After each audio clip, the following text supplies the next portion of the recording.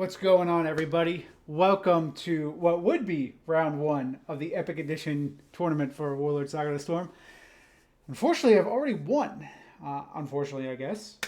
Fortunate for me. Unfortunate for you viewers who do not get to see any round one action. I always like round one whenever I play in any of these online tournaments just because you guys, it's the first time I'm revealing like the craziness or, generally goods deck that I've kind of come up with and decided to kind of take into the field here. However, due to just a conflict of schedule, my opponent had to concede.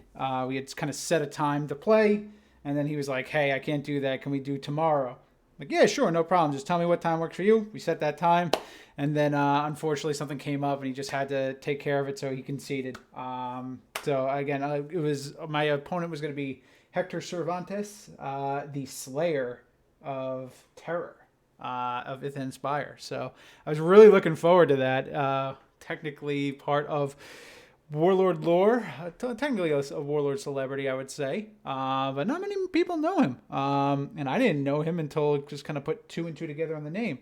And then it was just kind of like, wait a minute, is this that Hector? So bummed we don't get to play him.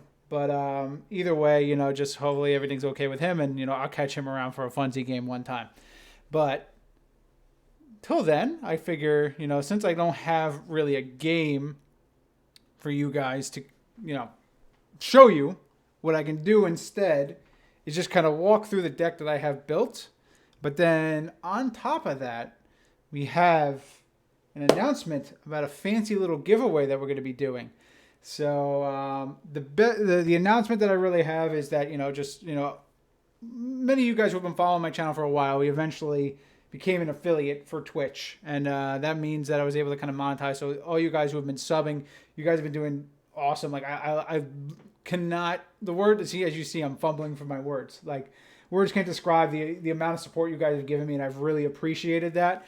And of course, again, we're just doing this stream it's always been for fun, and it's always been for the community. I've always tried to kind of make this a hub where everybody can kind of come together, just see Warlords being played and just having a good time. And so I never wanted to make any kind of money whatsoever being a streamer. And then all of a sudden, with all these subs and everything like that, all of a sudden Twitch starts sending me money, and it's like, ooh, okay, well, what am I gonna do? I'm gonna just completely give it back to you guys. Like, so anytime you guys are subbing, understand my intention for any of that, any of the my cut of whatever the sub revenue is, I'm just gonna put it into either ways to kind of improve the stream or just some cool giveaways like what we're gonna be doing here. So, what I did was purchase a sealed booster box of Dominance off of eBay.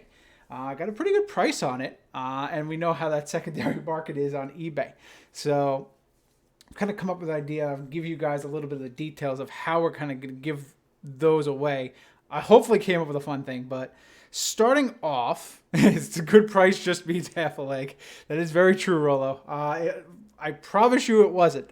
It was oddly lined up with exactly the Twitch payment I got. And I was like, okay, I think I could do this. So that's talking about the fun stuff. Unfortunately, just like whenever you guys buy a timeshare, you got to sit through my presentation and actually get some, BS before you say, no, give me the free thing that I came here for. So first thing you're going to do is sit through me going through the deck that I decided to build. So Kaimi Fateseeker is the Warlord that I have chosen for this Epic Edition. So I'm going to go through the deck, go through all of my choices, just break down what my goal is, why I ended up here, and all that. So starting off with first, why Kaimi? I listed her as one of the good warlords for the dwarves during my analysis. You guys can check that video back in any of the either the VOD on Twitch or also on YouTube. Search Chris Vac, aka Nervantal, on YouTube. We got that VOD up there. We had a few people saying, can we just get both? I prefer going on YouTube and watching videos. Is it okay if we can do that? So YouTube's a pain in my ass in terms of just taking the Twitch videos and putting it in. So eventually I found a way how to fight them and eventually figured that out. But we're up on YouTube now. So anytime you guys want to watch that too. But I'll always be just streaming live on Twitch. That's, the plan forward. But anyway, you can check out that EE analysis there where I talked about Kaimi being the top. And then let's look at what I did. So why Kaimi, first of all? Well, me and Wes, as you guys have known, we love to give each other prop bets. And pick 3 Warlords was the gimmick last time for campaign edition. So this time it's like, all right, well, the one thing that was always kind of missing with this pick 3 was, what if you really wanted to play one faction for whatever reason, power level, or just, like there's a non-Warlord card I really just want to, try to exploit or do something like that. And so that was always kind of missing. So it's like, let's give one option for every faction to each other. And then so that's what we did this time. It's like, Wes, here is your 6. And then he gave me my 6. And we didn't try to do crappy ones this time. We gave a good mix of top tier and, bottom tier, middle tier. Like that was what I was aiming for. Just cool stuff that we thought would be awesome. None of the easy, like let's give Trevor or whatever it is. So one of the ones he gave me was Kaimi for the dwarves. And it was a last second pivot, I would say, for me to go to Kaimi. I was, testing out a few things. I had Sargok for a while, which was one of my choices he gave me. And I was really liking that. But I just, I've already kind of done Nothrogs on the stream, so I didn't want to go back into that, which is a cool deck. So maybe when we do the, the reject deck, extravaganza with Iceman, maybe I'll pull that one out. But I was like, I don't want to really go with Sargok. Then for a while I was on a Jin Valfor deck that is pretty fun. It's just him going aggressive using the Warren Brood, I think it is, or level 2, who just whenever there's an opponent falls forward and you can move a lycanthrope forward, so I just throw Jin to the front and just go. That was for a while I was like, I think this is the choice. This is just so much fun. And then I was also thinking like, my streams are going to be 10 minutes if I play this deck. So I got to give you guys something more. And so thank you for the sub, Sanji. I really appreciate it, bud. So on top of that with Jin, I was like, I can't really do that. Like, well, I have this untested Kaimi deck that I just kind of, I always tried to build out all the warlords he gave me. And then, I played a couple games with this and it was so super solid. Like not too crazy over the top, but just the consistency and all of the tools that this has. There was a lot that I really liked, and I thought it kind of gives me, it fits to my play style, but it's also going to make my games where they're in that middle range. They're not going to go super, super long. And I'm going to go to time every time, like Cassia the Saint. But I still have some of that sturdiness to make the game go mid-time, so we can actually see an actual game happen. So that's what really kind of drew me into here. So starting off, let's run through each of these. Or, I got so many windows open because I got some cool, once we get to that giveaway, I've been trying to kind of get that together. That'll be fun when we get to it. But anyway, let's focus here. So first, the Warlord Kaimi, just running through again. Dwarf Warlord with Defend. Defend will come in handy sometimes. I didn't build around that feat, but it's nice to have, and it's very, almost successful all the time. 17 AC is awesome. 9 skill is awesome. Like the attacks aren't really that high, but they're serviceable, and 3 HP is about what you're going to get for a rogue in this format. The ability is really just, it's about her order is really what the deck is about. Just order once per turn, remove a dungeon card from your hand from the game. Succeed with a perception check, DC 15, to search your deck for an item Kaimi can illegally equip and equip it. And so it's, when you have that consistency of just tutoring for exactly what you need, you can kind of build around that. Oh, here we go. Sanji, thank you for gifting out the subs. Really appreciate it. Welcome to the new subbers. We got Tabletop Tournaments, Yotaka Fish, Vandrix, Pink Busy. Look at you go. I don't even think you understand what this game is, Pink Busy, but thanks for watching, bud. And Hitaki AJ. Appreciate it, guys. Welcome. So, going to run through this deck real quick. So, the idea is just for consistency is really what that order is going to do. And what kind of items really need a consistency? Well, as you saw in the analysis video, we have the set items in this block, where you have the Cartwright set, the Night Walker set, the Anathema set, or whatever. All of these. So they're the items that, as you have more of them, they start their abilities start getting stronger. So what could we do? What set could we exploit? And what I decided to end up doing is using her ability to essentially fuel the Nightwalker set with Bow of Shadows, which I think a lot of the old-time players are going to be familiar with this set. It's like, oh, okay, yeah. There's 4 items in this set. It's the Bow of Shadows, it's Sleipnir, it's I think it's Shadow Cloak, not Cloak of Shadows, and then the last one is a sword whose name I can't really remember, and is the Shadow Blade, and is also probably the weakest one. But the whole point of the deck is to get Bow of Shadows on with all 4 sets, and then I can just snipe you from 4 ranks away. On top of that, you're able to look for stuff like Farglass to just make this a silver bullet deck. So it's dwarves with consistency backed up with this sniper one-shot ability. So that was the ultimate goal I wanted to go with. So how do I kind of get there? So first, starting off, we have Danress as my level 1 starter, just to kind of give me that, that solid start. There's a lot of multi-wounding in here, so I am a little kind of worried, but I mean, there's no way you can't get a 3 HP level 1. So I think Danress was just the easy choice for me. And theoretically, they can if someone's swinging for 2 wounds, I can always just spend 2 of them. So it's just a guaranteed reducing 3 wounds off the bat. Just seems good. Turn 2 gets really, really, really, really, really scary if I don't have a solid board or at least something there. So I'm really kind of banking on myself to not have a crazy draw, that I'll be solid here. Danvers is backed by a wall, just to, again, give a little bit more sturdiness. Choose when I want to do this spend react on which rolls I think are key. If I, just playing the odds and taking a look and like, if this hits, is it going to cripple me, or do I really need this, or use it now, or just lose wall? Those are the kind of deals that I'll have to kind of make that decision on. So that's why I like wall. And the other options I was thinking for level 2 might have been Demented, just to get some multi HP in there, and the ability to kind of stun in case it was like a front rank Warlord coming at me. But I was like, I don't really think that it was going to be too prevalent, so I stayed away from that. But anyway, let's start going through what's in the deck. So we already saw Kaimi's ability has these dungeons. So first decision was to be how many of these dungeons and which dungeons are we going to play. Like, if they're going to be the fuel, like, you always have to kind of think of those numbers. You have 44 cards in your deck after you have your 6 starting army, and you're going to draw 5 turn 1. So there's actually a calculator online that you can do to kind of calculate the odds of what you want to do.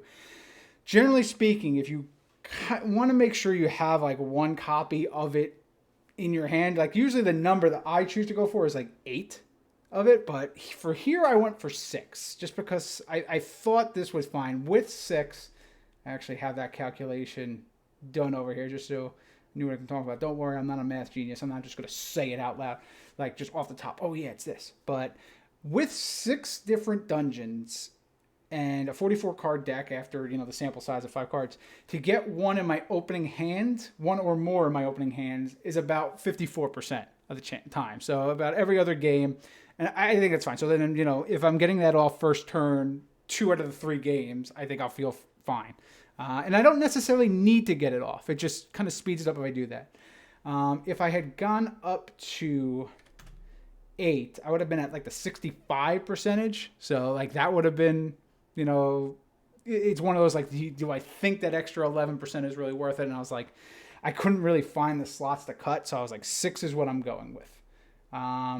So this was pretty much an obvious choice, and this is why I run 3 of this dungeon.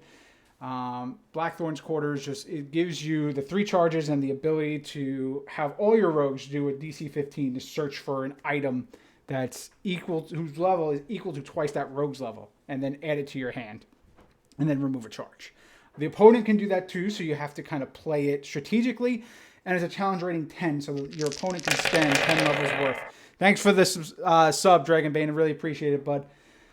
So they could spend 10 levels worth of characters to do that. And, I might actually kind of bait that out sometimes. Sometimes I might I don't really care about searching for items, but if I put this down, just see if, like, just stalling my opponent for a turn, it might be worth it. Or I could just always just pitch this too. and just tutor for just one. Just get the guaranteed one if I need to go something faster, if I already have a whole bunch in my hand as is, if I don't have any other rogues but my Warlord, which can happen. But, just not really planning on doing that anyway. So yeah, it's pretty self-explanatory. Then with the other 3 slots, I really kind of wanted to give myself just... Really, it's just, they really are just... They might as well say, I'm a dungeon, use me on Kaime's order. But I wanted to think, like, what could be ones that I have in, like, a spot situation that might... Or, like, I need to kind of have a use case to kind of justify them being there. So starting off, I did one of for Nexus of Secrets. Challenge rating 7 is high enough that I like it.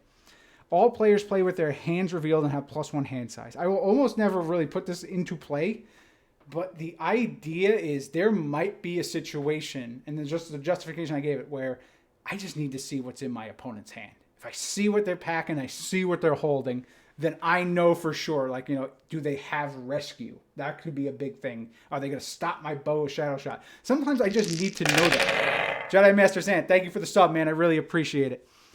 So just... if, like, certain players, like, if you can just know exactly all the variables, I can calculate what the right move is supposed to be and actually make it. So this is why this card is... I almost wanted to go 2 of it, but I want to add in a little bit more fun stuff for it. So this could have been ×3, I think. Like, I just really like it. And it's cool art. Really, really cool art. You guys, you know me. I'm a sucker for good art. So moving to the other one, this might be a little tougher. This is kind of like an end of turn deal where, maybe I draw 2 dungeons in my hand.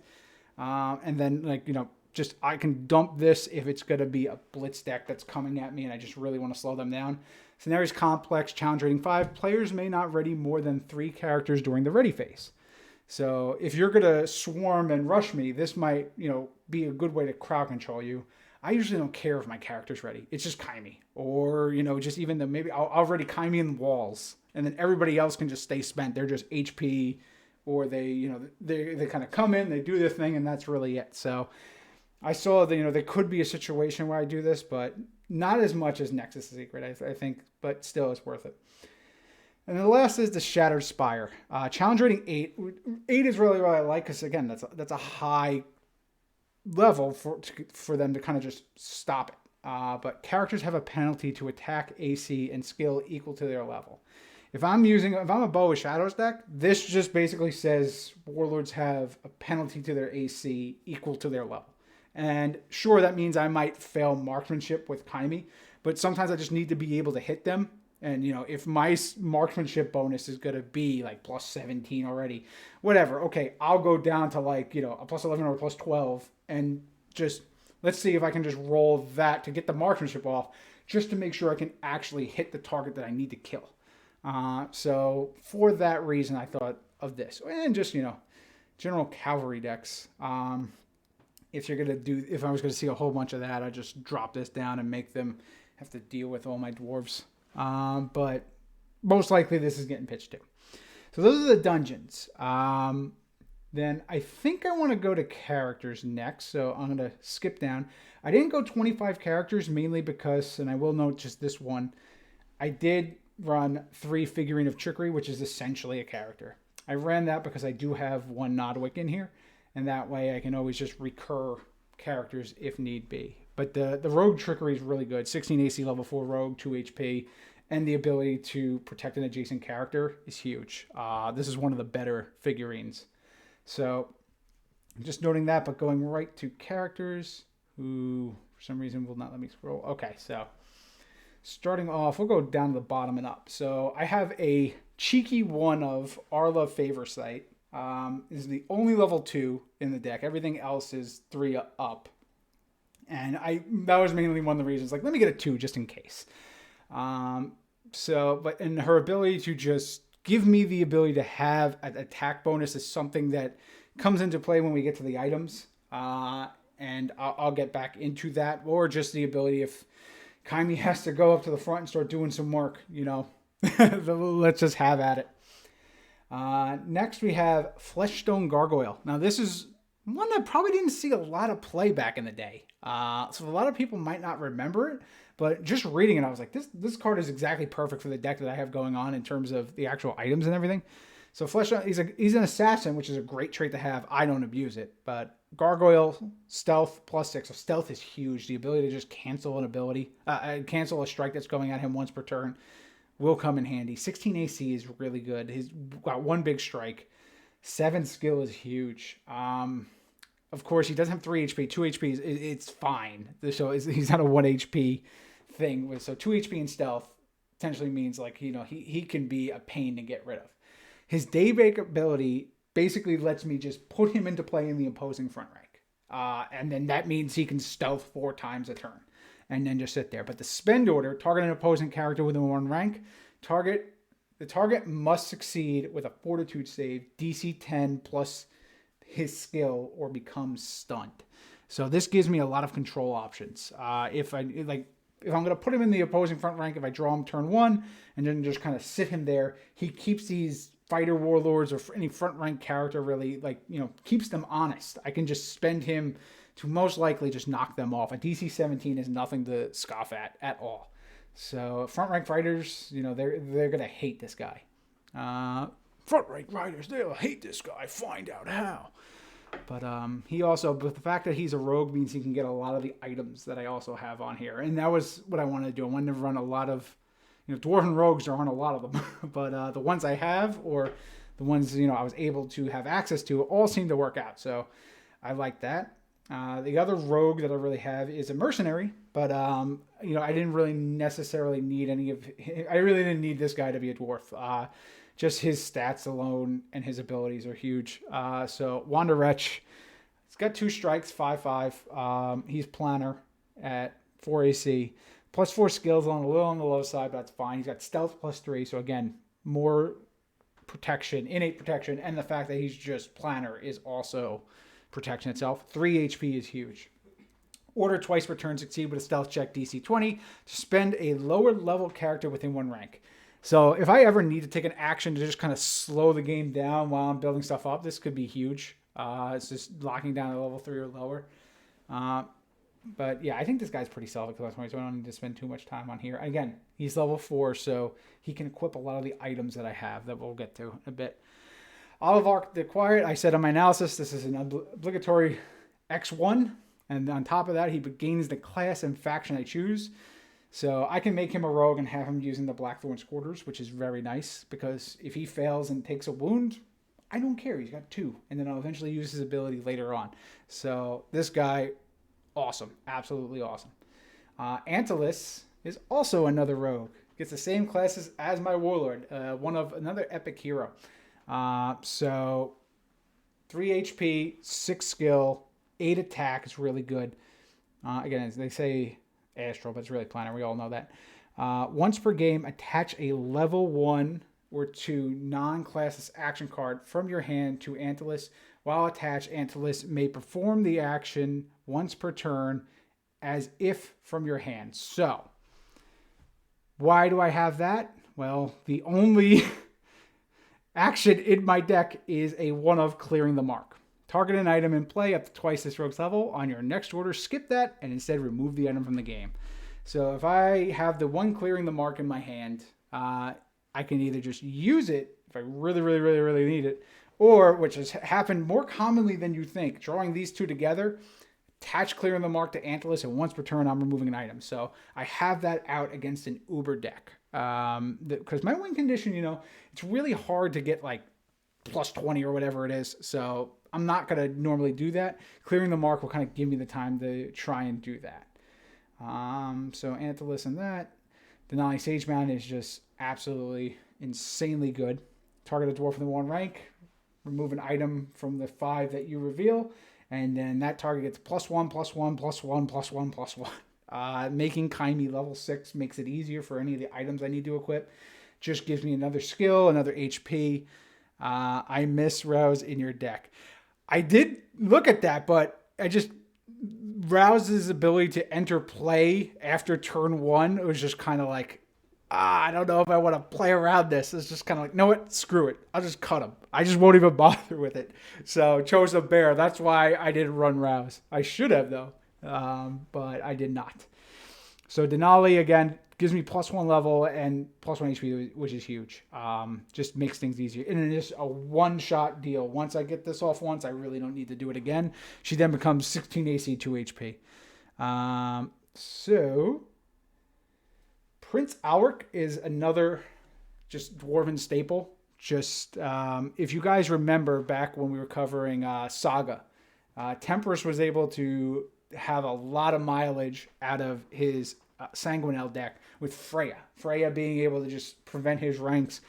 You know, I like the analysis that I was watching with all the top 4 games we gave it. Like he won those games because he was able to maintain the stability. Alric lets you maintain that even more. His +1 AC for each adjacent cleric, sure, that kind of comes into play with Danris being there, and like I can actually get that, but just before fixing illegal ranks, it doesn't have to be one that the opponent caused. Any illegal rank, just plop him right in. There's a 2 HP character for free, and he gets a +3 strike, which is fine. So dwarven staple auto include. Stockpile is one that might fly under the radar for some, but for those in the know, this card is absolutely amazing and is one of the engines of the deck. So if I'm running Bow of Shadows, which is do a range strike that can go a bajillion ranks away, Stockpile has the spend order, return an item within 1 rank to the owner's hand. So if I have Denali already, and I'm +1 level, so I'm now level 6, sitting in rank 2, a level 8 item, I can just bounce it back, drop it down, shoot, bounce it back, drop it down, shoot. So I have 2 stockpile in here. I really wanted a 3, but just for slot purposes, I kept it at 2. And then the Nightfall React, it gives you a lot of action tempo. Once per turn after the target dwarf in your army equips an item, they can, and if it's not the first turn, they get to perform an additional order after this one. So I can equip it and shoot right away if I need that extra speed to kind of get this off before my ranks fall apart first, like for example. Stockpile is absolutely a great card. It's a wizard, which is really cool, but so I was thinking, like, is there anything I can kind of do to leverage that? But I couldn't really see anything that's worth it. There was some cool stuff, but like nothing that I was in love with or sold on. And then a one-of mentor with the amount of items I have, just to be able to ready a dwarf that equips an item. It's pretty self-explanatory. This is a no-brainer for this one. And those are the characters, other than the figurine and trickery. So for the items, we wanted to look at, I want to start here. So now that you saw like the rogues I have Wanderwretch, I have the Fleshstone Gargoyle.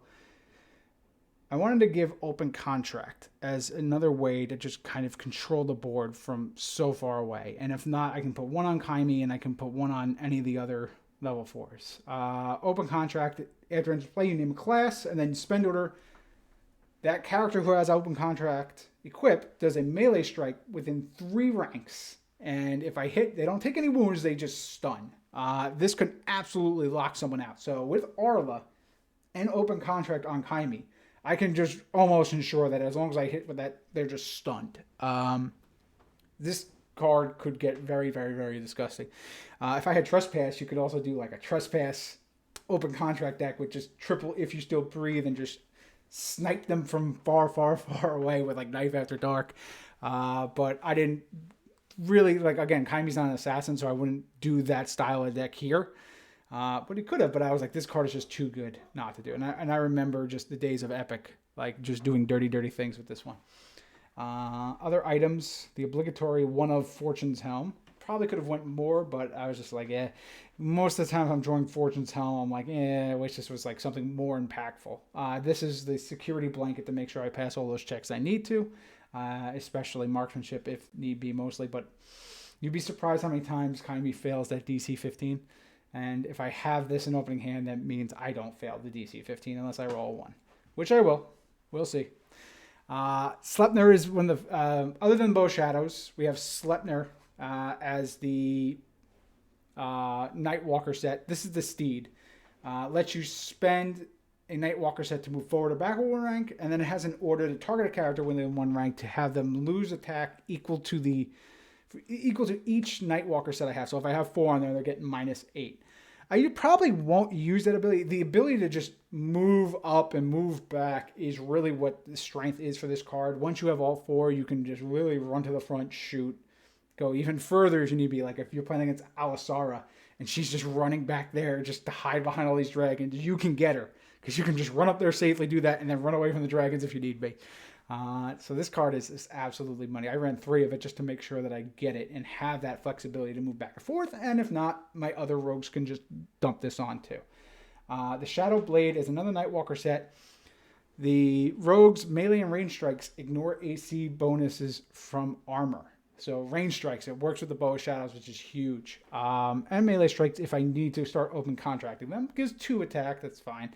After a melee strike targets this rogue, spend and equip Nightwalker set. Weapons equipped to the attacking character are blank for the duration of strike. So if I get greedy, run to the front, and then I have someone getting ready to take some swings at Kaimi, and it's like, uh-oh, might be able to use that ability. I would say I probably will forget this ability every now and then. My opponent will probably forget that this ability exists every now and then, but I think it could bail me out if really, like, if push comes to shove sometimes. But this is a 2 of. I don't think I need to draw 3 of it just to kind of make sure I get it. Like, that's one of the ones that I'll probably tutor out just to kind of round out having all 4 of them. So if I draw it, whatever, it's fine. But it's not, it doesn't have the impact the other ones have when I draw them. Tome of the Adept, when you have a tutorable ability to just search out for a one of, you kind of look for the one of things that you can have. So here, Tome of the Adept has the ability to just give you a feat at +3. So I have this in here in case I really need to search for, like, let's say I get 2 wounds on me early and I need some medicine and I need to run back. I can get it with this. If I need stealth to go hunt into the opposing army and just chase them down, I have this. Probably don't need writing. I definitely don't need scribe, but you know, there's if I need power attack for whatever reason, I can do things like that. So just, and then again, if I draw it, I'm usually not sad to say it. The one of Nodwick, just to have it, again, tutorable, you don't need more than 1. I probably could have, but with tight slots, this is where you kind of go down. Because that's the thing with the Nightwalker set. It takes up most of your slots for items and just non-item things. And then on top of that, you got to run the dungeons. So you really have to either go above 50 cards or start trimming down. And then the more cards that you add, the lower those percentages of drawing dungeons or drawing any of these sets really comes down. So if the whole game is consistency, I want to make sure I'm at 50. We already talked about the figurine. The one of Farglass. I never really want to see more than 1 Farglass, but if I have Nodwick, that essentially means I always have access to a Farglass if need be. If they're going to remove that Farglass from the game for me, then okay, you know what, like, good on them. Like that was the, that's the small exploit in my armor that I want everybody to, like, if just aiming for the weak spot of the Death Star that would explode me. Okay, cool. You get rid of my Farglass. I gotta find a way. I won't explode, luckily, but it will make me harder. It will make it harder for me to win, just because this makes the Bow of Shadow shot +10 and probably for an extra wound if I'm passing that, or it could be 1 +15 or a +5 for 3 wounds and just bye-bye. So we can do that. Shadow Cloak running 2 of, can equip it anywhere. It gives repost. It lets you equip a Nightwalker set from your hand after it's targeted by a melee, after your opposing character targets you with a melee strike or action. So I could defend like a random, +0 range strike or a +0 melee to Kaimi, have the Shadow Cloak react and drop the Bow of Shadows in the front rank if that situation comes up. Most of the time I usually won't need to. I can just kind of plop it on there. 2 AC is nice. So, but again, it's a 2 of. The Bow of Shadows and the Sleipnir are really the ones I really want to draw first. The other ones are less impactful in my opinion. And of course, again, this is the win condition. It gives innate marksmanship +3. An order once per turn, perform a +5 range strike that may target an additional rank away for every 2 Nightwalker set items equipped to this character. So that's that, and that's really it. Get the set in, get some dwarves up there, and go pew pew and kaboom. So that's the deck. Again, it's already starting off 1-0 without having to play a game, which is always ideal. So looking to see how this is going to go. I think it's going to be fun because, again, I could win turn 1. I really could with this deck, which is not something you usually say with most dwarf decks. But now I've had a way to get dwarves on the stream without you guys having to watch, paint dry on a wall. Because that's what a lot of, like if I ran a Priam deck, it would be good. And we wrap up the matches 1-0 all the time. Nobody wants to watch that. I'll just get hate mail from everybody. Like, why? Either it would be like, the small dwarven loyalist out there. I know you guys love your dwarves. And like I had the only dwarf. Well, not the only. I have one of the three. I had a dwarf Medusa Lord. It's not only. There's 3 of them. There's Death, there's Galavin, there's Orvok.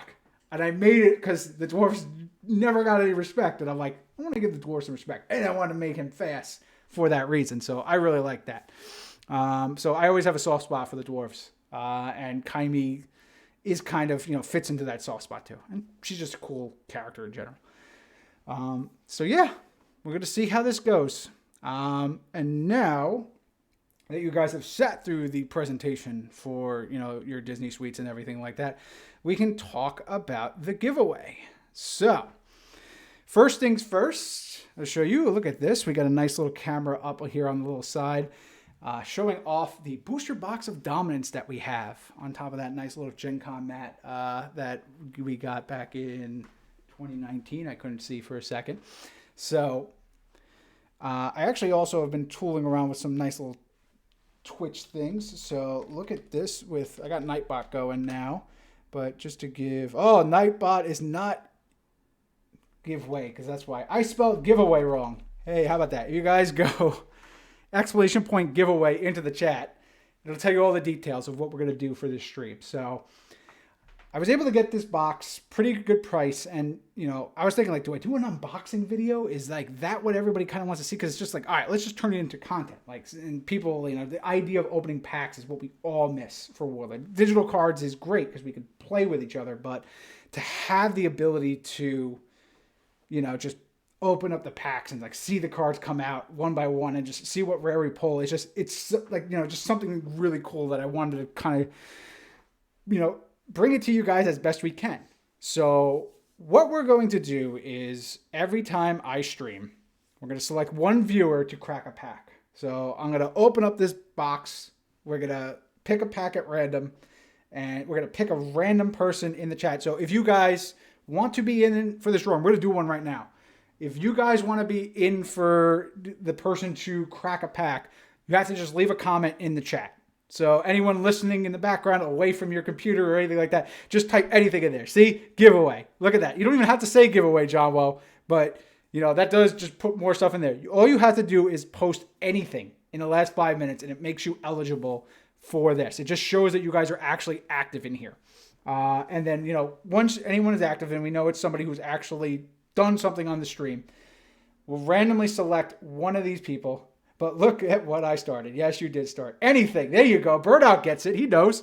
So, again, just by typing it in, you are now eligible to get in here. Or if you've made a post before, you're also eligible.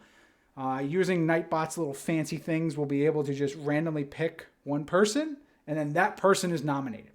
Now, it'll be their pack. But there's a catch. So what we'll do then is open up that pack right there on stream. We'll go one by one, looking at each card. We'll talk about it, go through, trip down memory lane on some of these. If we pull a good rare, and there are some pretty good ones in Dominance. Not as many as you would think, but like Joden Drac and Andalwick, are the pack warlords in there. You draw one of those, that's actually, a win. That's for sure. Temple of Lore is a common. That's in there. It's a common, so it'll be all over the place. Avatar Core's in there. The Avatar Spirit, the elf one. There's some pretty good rares in there. If it's a good rare, and we can all just kind of be like, yeah, like this is a good rare for sure. Like we'll also make the consensus. If it's a good rare, it's yours. I will just send you that rare. I'll get your information. You can either PM me through Discord, you can PM me through Facebook, whatever it has. All the details will be up here. I think we can send a PM through chat. I assume so. Anyway, but once you have that message, I'll get you details. I'll send you off your card. That's your card.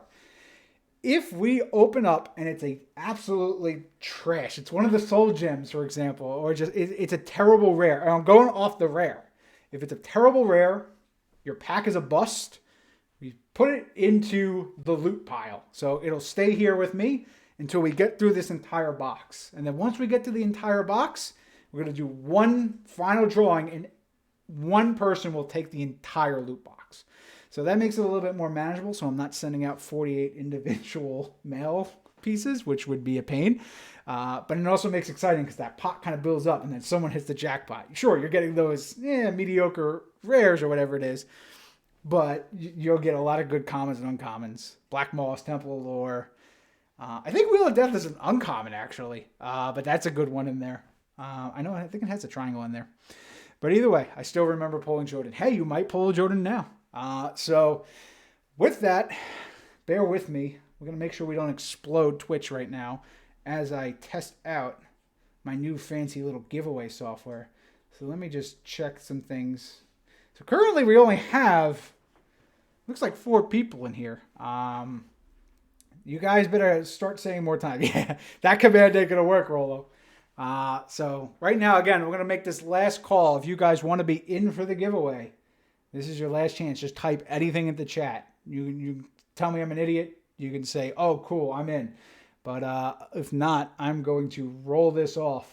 And one of these lucky people will own that pack, and then we're going to crack it. So going once, going twice, and we're rolling it. So we are starting the giveaway. And there we go. Let's see. Rolo, you have won the giveaway. You just missed it, Sanji. You were just too short. Chicken and Swish, you would have got in. But too bad. Rolo has snatched it up. Rigged, get out of here. It's 1 of 4. What do you mean he already won? He hasn't won yet. We just started this. But either way, Nightbot has chosen you to be the lucky winner. So, Rolo, you own the first pack. So now we're going to open up this bad boy. I'm going to take my camera with me. Let's see. You can see some awkward stuff. I want to be able to so you guys can see me. All right, cool. I have to crouch a little bit. We got to open up this box. Let's see if I struggle with the shrink wrap at first. And if so, then I might have to disappear for some scissors. Oh my God.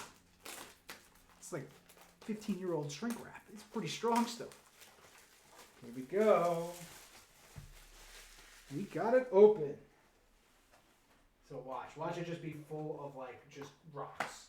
That would be absolutely depressing. Oh no, here we go. Let's get the display going. Gotta make it look like it's worthwhile, right? This is some quality content watching me struggle with this, guys. There we go. So, whoop. Still working this little fancy thing. So there we go. So, think this one looks good? So we'll give it a shot. Oh man, they are so, it's like so tight. There's like no wiggle room whatsoever at all on this pack. Like it is tight. So here we go. Rolo, this is your first pack. Just that noise. I love it. All right, I already saw the first card, but I think we know the rare is right here. So let me just put these cards in. All right, you gotta go away, Dominance. Alrighty,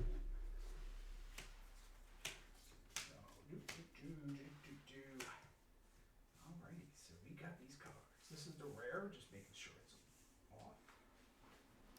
I think I got it on there. Let's see if his cards matches his rolls. That is very true. Rolo is known to roll really bad. So let's start off. First card. We got a Punch Drunk. I don't even remember this card. But why can't I hold this thing straight to the camera for you guys? Target stunned character. Target performs a melee strike against an adjacent character you choose. That's pretty cool. So that's the uncommon, it looks like, right? Yeah, that's an uncommon. Maybe I put the rare in the wrong place. We'll find out. We got a Night Slasher common. This is the common. Seer's Kiss. And we got Wand of Negation. That's a good uncommon. That's pretty good. We can put that up there. I mean, we might have tons of it because I'm pretty sure it got reprinted a bunch of times. Dame Martha, a little bit, still pretty good. Hopefully I picked the rare. Oh no, here's the rare. Avatar a Digirect. Alright, so I had to figure out where the rare goes in the pack, but this here is the rare. Unique Avatar, 3 HP, 15 AC. See, 3 HP was good back in the day, 3 strikes. It is absolutely a loot box. They equip any number of weapon items. So there's a challenge. You guys, anyone want to build this deck, just get, there might be double rares. We'll take a look. We got the rest of these cards. Might as well take a look. So, but if anyone builds a deck around this, you're my hero. But yeah, Rollo has already agreed that it is a loot box. So that's where we go. Oh, yeah, that wasn't going to be your rare at all. What else we got in here? White Sash. Okay. Make people Hawk Hatchet. There we go. That might as well be your rare right here. Hawk Hatchet wand negation of the good cards. Votar Charm's a good common. Yeah, I would say that that's also pretty good. And then they'll check the horror, just to give you. This is the mulligan card, so that's what we see. So I'd say these are the good cards. These are the really trash, and that's the rare. So starting us off, we are already feeding the loot box. So everything's kind of going in, but that's how it's gonna roll. I was kind of hoping that you'd hit a home run roll though, but your pack opening skills proved to be just as good as your rolling, unfortunately. But either way, guys, that's what we're gonna do. I'm gonna do this for every. It's not harsh. It's all out of love, brother. You know that.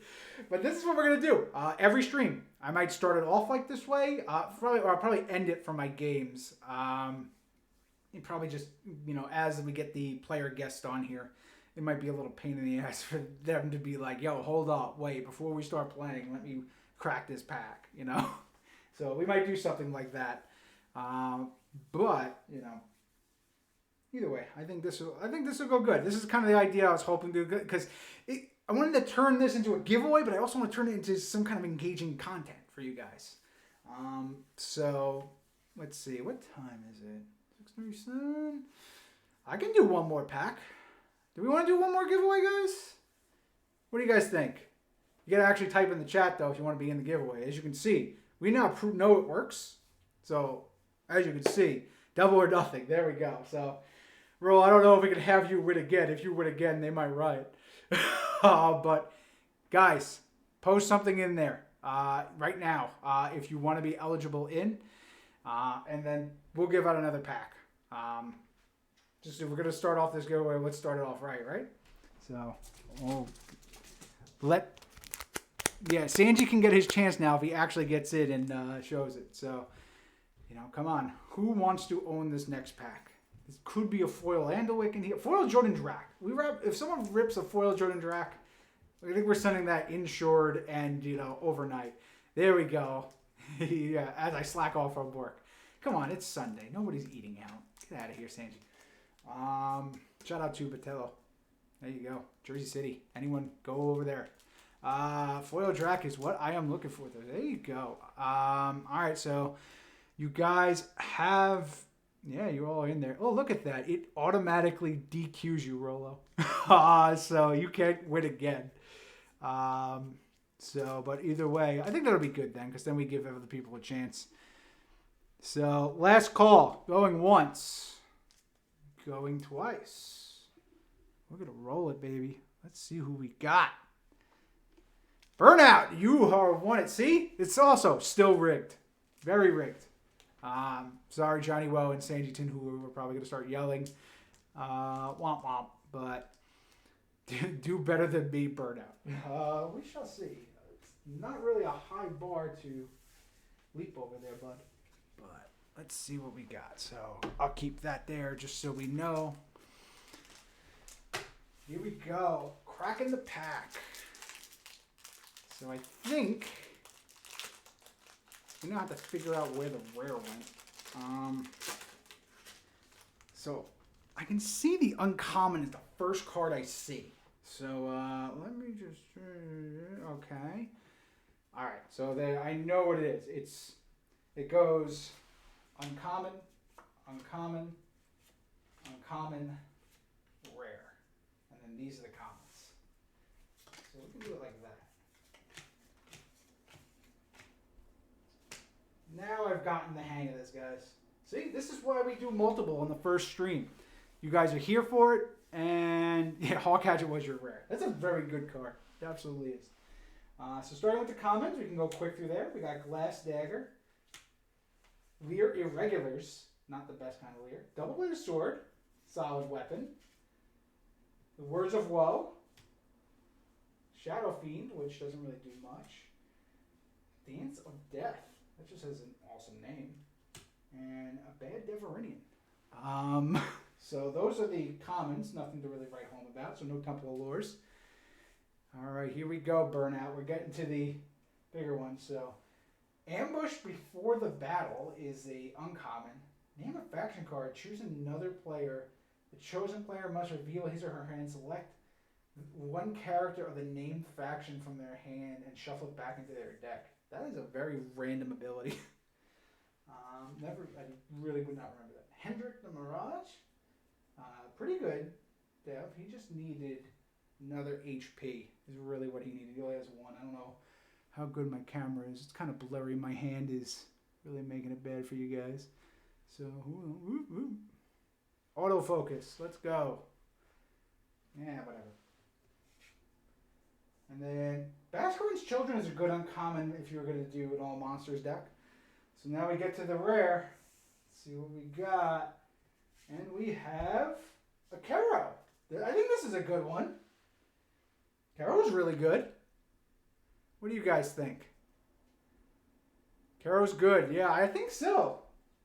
React enters play. Target a character in your first rank who has not permanently gained a hit point. The target gains +1 hit point. So, and is a planner character, a fighter. Yeah, I would say this is good. I think we got a win there, Burnout. So, yeah, you are now the proud owner of Kero. I'm going to make the call there. Kero is good. You got it. So, you are now the proud owner. And that's how we'll do it. See? So there we go. We saw what a failure looks like, and we saw what a success looks like. So, Burnout, just shoot me a message on Discord, and I'll get your information. I'll ship it out to you, and we'll figure it out. Or I'll just hold on to it. See, I know you like to, you're a loyal viewer, so I don't know you're going to plan on winning multiple of these packs. Just let me know. We can always figure it out. And I believe you're from Central New York, so you're not very far from me at all. So that shipping to there is like a stamp. So it's all good there. But yeah, so that's how it's going to work, guys. Looking forward to doing more of these in the future. Really appreciate all the love and support you guys give me. Like really, I that's why I want to do some cool stuff like this too. I know you guys like watching me play games, especially you guys who watch me play Cassie the Saint. Ooh, never again. But hopefully Kaimi will be a lot more fun this time. But either way, I'm going to do more cool stuff like this as we get it going. So with that said, everybody, again, really appreciate it. Thanks for tuning in. And we'll see you for round 2. Hopefully we got some game coverage, but come back for more giveaways. Thanks, guys. Take it easy.